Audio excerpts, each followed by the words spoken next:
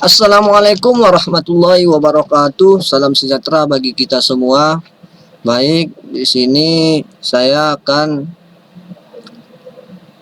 membuka materi ke-7 untuk kelas 11 di khususnya SMK Swasta Taruna Padang Sidimpuan yang berjudul baru itu bulu tangkis. Yang kemarin kita masih di takraw, sekarang kita judul baru yaitu bulu tangkis.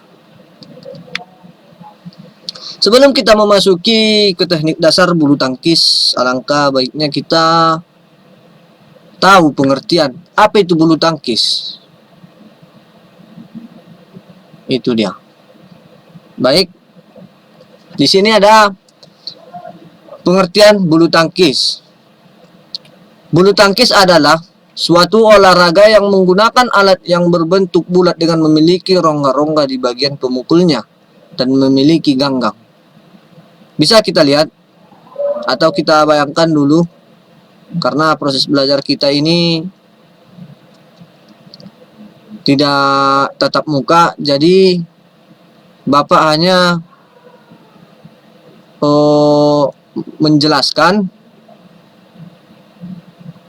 bagaimana itu bulu tangkis tanpa membawa alatnya. Ini dia. Makanya di sini bulu tangkis ini memiliki rongga-rongga di bagian pemukulannya dan memiliki ganggang. Alat ini dikenal dengan namanya, di sini kita bisa dikatakan raket, yang dimainkan dua orang atau dua pasang yang saling berlawanan. Itu yang memainkannya, dipermainkan ada yang ganda campuran, ganda putra atau ganda putri. Ada tunggal atau single, 1 lawan 1 untuk putra putri. Baik, kita lanjut. Permainan ini terdiri dari 2 kata, yaitu bulu dan tangkis. Secara harfiah, olahraga ini bisa diartikan sebagai permainan yang dilakukan dengan cara menangkis kok menggunakan raket. Kok terbuat dari bulu-bulu unggas. Biasanya ini bolanya berwarna putih. Baik, kita masuk ke teknik dasar bulu tangkis. Di sini Bapak selalu mengutamakan pengertian dan teknik dasarnya dulu. Nanti kita masuk ke sejarah dan peraturannya. Baik, di materi ke-7 ini kita mempelajari tentang teknik dasar bulu tangkis ini dulu. Setelah anak-anak kami memahami apa itu teknik dasarnya, baru kita masuk ke peraturannya dan sejarahnya dulu ya. Baik, yang pertama di teknik dasar bulu tangkis ini adalah cara memegang raket. Walau terlihat sepele, permainan harus bisa memegang raket dengan benar. Tujuannya agar raket tidak gampang terlepas dari tangan. Ini dia. Ada 2 teknik dasar memegang raket. Yang pertama, teknik forehand. Teknik ini seperti memegang pada umumnya, memegang benda pada umumnya. Tangan harus memegang pegangan raket, sedangkan telunjuk dan ibu jari membentuk sudut atau huruf V. Seperti ini dia contohnya. Di sini terlalu kecil, tapi tidak apa-apa. Baik, ini dia contohnya, huruf V dia. Ini dia teknik forehand. Atau di sini yang kedua, teknik backhand. Hampir sama seperti forehand, hanya saja bisa posisi ibu jari tidak bertemu dengan ujung jari lainnya, melainkan disejajarkan dengan pegangan raket sehingga mendekati telunjuk. Seperti ini dia. Kalau dia besar, Seperti ini dia. Kalau dia besar. Baik, kita lanjut ke posisi badan atau sikap berdiri. Sikap berdiri dalam olahraga ini membutuhkan keseimbangan. Dalam hal ini permainan tidak hanya berdiri tetapi juga harus dalam posisi siap bermain. Sikap berdiri dalam bulu tangkis. Badan bertumpu pada kedua kaki, kemudian kedua kaki dibuka selebar bahu dan agak ditekuk. Bisa juga salah satu kaki ke depan dan yang lainnya sedikit ke belakang. Tangan agak diangkat dan ditekuk sehingga raket sejajar dengan dada atau kepala. Baik, di sini kita sama-sama berdoa supaya proses belajar kita normal kembali dan untuk kita dijauhkan dari segala penyakit yang berbahaya, supaya proses belajar kita lancar seperti biasa. Jadi anak-anak kami bisa melakukan atau mempraktekkan satu persatu bagaimana teknik dasar dalam bulu tangkis ini. Tapi biar bagaimanapun keadaan kita seperti ini, kita harus memanfaatkannya dengan baik, sebaik-baiknya. Sekarang kita masuk ke kerja kaki. Bulu tangkis menuntut permainan untuk bergerak lincah dan cepat. Setiap atlet bulu tangkis ini harus pergerakannya lincah dan cepat, karena itu kerja kaki punya peran yang sangat penting di dalam permainan. Servis bulu tangkis ada 3. Yang pertama ada forehand atau pendek, servis pendek dia.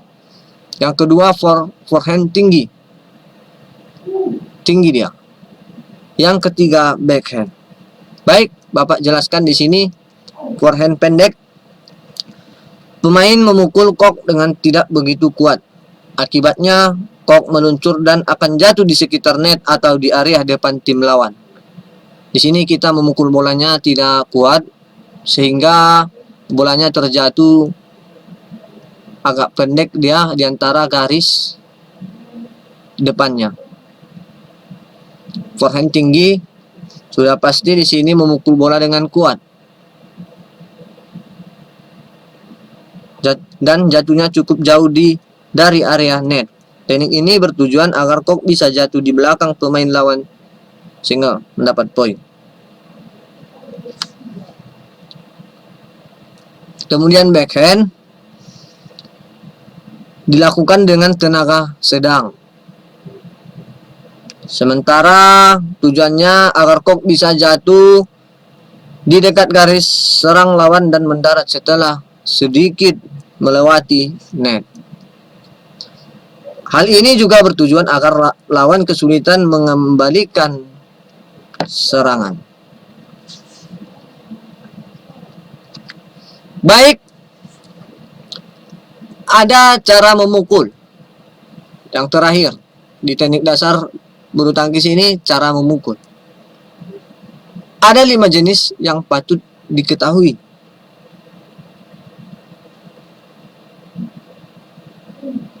Sebenarnya teknik memukul dan mengembalikan serangan kok bisa bermacam-macam. Setiap tekniknya juga bisa menjadi penentu kemenangan tim. Setidaknya ada 5 jenis yang patut Anda ketahui, yaitu ada lob, drop shoot, drift, netting, smash. Baik, kita masuk ke lob, club. Teknik ini dilakukan dengan cara memukul kok agar bisa terbang setinggi mungkin dan jatuhnya di belakang garis lapangan area tim lawan. Pukulan seperti ini biasanya akan membuat lawan kewalahan sehingga mereka pun jadi cepat lelah. Itu dia loop. Itu dia loh. Sekarang kita masuk ke drop shoot. Pukulan drop shoot bertujuan untuk mematikan pergerakan lawan. Pukulannya dilakukan secara lurus dan menggunakan tenaga kecil atau pelan. Tujuannya agar kok bisa jatuh di sekitar net. Itu dia tujuan drop shoot. Di sini melakukan tangkis. Namanya bulu tangkis. Mengembalikan serangan, membalikkan serangan. Sekarang kita masuk ke drift. Jenis pukulan yang drift ini jenis pukulan yang mendatar, yang bertujuan agar kok, maksud kami arah pukulannya bisa lurus atau menyilang untuk menyasar sisi samping tim lawan. Teknik ini biasanya dilakukan untuk menyerang maupun mengembalikan serangan dengan cepat. Itu dia drift ini. Kemudian kita masuk ke netting. Sesuai namanya, ini adalah jenis pukulan yang bertujuan agar kok jatuh tepat di net setelah berhasil melewatinya. Pukulan netting ini cukup sulit dilakukan karena butuh akurasi tinggi. Bila berhasil, tim lawan agak kesulitan mengembalikan serangan. Netting ini sebenarnya kalau di bahasa kita namanya manis, karena mengenai net dia. Lawan akan kesulitan untuk menangkis atau mengembalikan bola, karena di sini mengenai net dia. Baik, kita masuk ke ini smash yang kelima, andalan para atlet. Smash adalah jenis pukulan yang bertujuan untuk menyerang sekaligus mematikan gerakan lawan.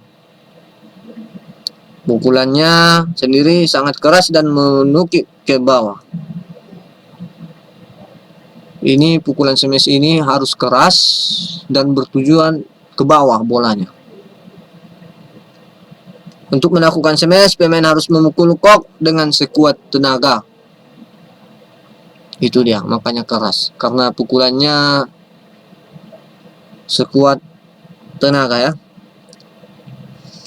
Kenapa tujuannya? Kenapa harus keras? Tujuannya agar kok bisa melaju cepat dan lawan tidak sempat untuk mengembalikan serangan. Baik, sampai di sini saja dulu pertemuan kita di materi ke-7 untuk kelas 11. Jika ada yang kurang jelas isi materi kita ini, tolong cantumkan di kolom komentar. Kepada kalian saya minta maaf, kepada Allah saya mohon ampun. Fi sabilil haq wastabiqul khairat. Assalamualaikum warahmatullahi wabarakatuh. Salam olahraga.